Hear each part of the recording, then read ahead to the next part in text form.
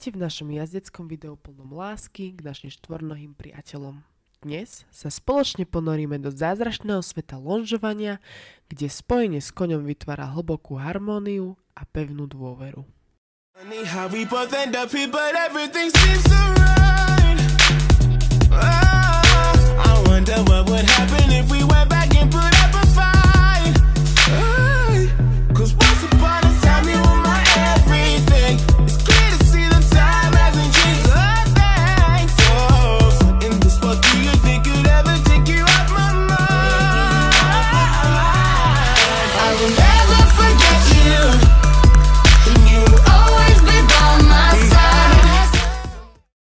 Je to metóda tréningu a práce s koňom, pri ktorej je koň priviazaný k dlhej šnúre, nazývanej lonž.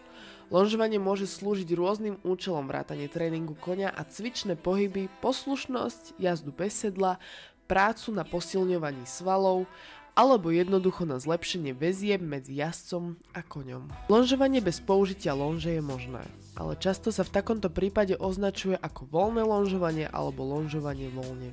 To si aj dnes ukážeme. Ide o cvičenie koňa v uzavretom priestore, zvyčajne v kruhovom ohraničení alebo v areáli, kde je dostatočný priestor na pohyb. Pri voľnom lonžovaní nie je koň pripevnený k žiadnej šnúre ani lonži, čo umožňuje väčšiu slobodu pohybu. Jazdec môže koňa usmerňovať pomocou svojho tela, hlasu, gest alebo rôznych rekvizít, ako sú byť, slúžia na komunikáciu a usmerňovanie jeho pohybov. Ideme hneď od začiatku. Vyslanie koňa na kruh. Je to úplne jednoduchá záležitosť. Koníkovi počas celého lonžovania dávame rôzne pomôcky. Vysielame signál pomocou ruky. Ak ten nerešpektuje, použijeme bičík. Koň splní našu úlohu, ktorú sme mu dali, tlak uvoľníme, aby vedel, že je všetko v pohode. Sa rozhodneme zmeniť smer jazdy koňa.